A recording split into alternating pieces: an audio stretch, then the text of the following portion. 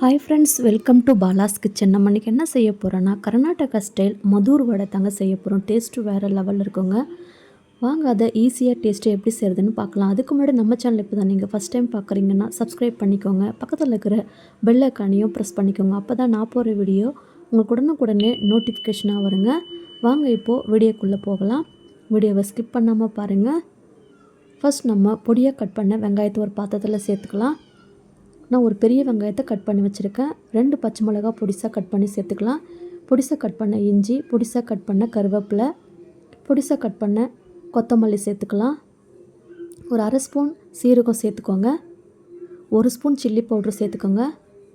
1/4 spoon பெருங்காயம் சேர்த்துக்கோங்க. தேவையான அளவுக்கு உப்பு சேர்த்து இதை நல்லா பெசரி விடுங்க.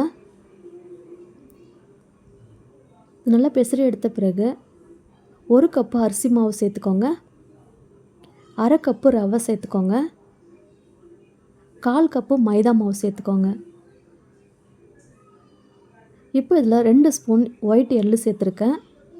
ஒரு 1/2 கப்பு வேர்க்கடலை சேர்த்துக்கோங்க. வறுத்த தோல் நீக்கின வேர்க்கடலை.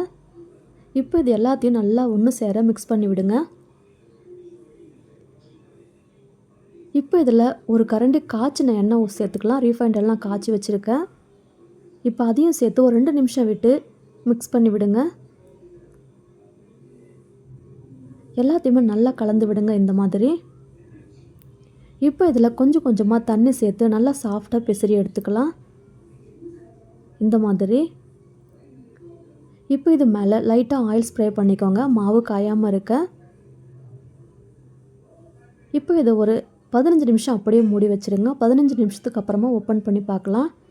இது சின்ன சின்ன பாலாக இந்த மாதிரி பிடிச்சிட்டு ஒரு பட்டர் ஷீட் வச்சு நல்லா ரவுண்ட் ஷேப்பில் தட்டி எடுத்துக்கோங்க.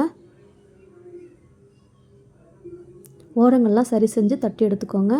பாருங்கள் இந்த லெவலில். இப்போ நம்ம கடாயில் எண்ணெய் காய வச்சுட்டு எண்ணெய் காய்ஞ்ச உடனே உள்ளே சேர்த்துக்கலாம்.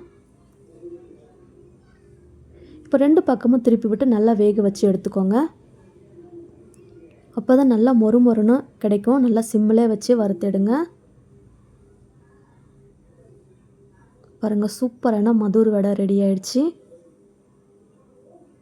அட்டகாசமாக இருக்குது பாருங்கள்.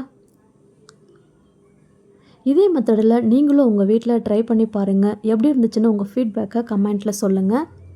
மறக்காமல் நம்ம சேனலை சப்ஸ்கிரைப் பண்ணி வச்சுக்கோங்க. உங்கள் ஃப்ரெண்ட்ஸ் அண்ட் ஃபேமிலிக்கு நிறைய ஷேர் பண்ணுங்கள். அப்படியே கண்டிப்பாக ட்ரை பண்ணி பாருங்கள். எப்படி இருந்துச்சுன்னு சொல்லுங்கள். நெக்ஸ்ட் வீடியோவில் பார்க்கலாம். பாய், தேங்க்யூ.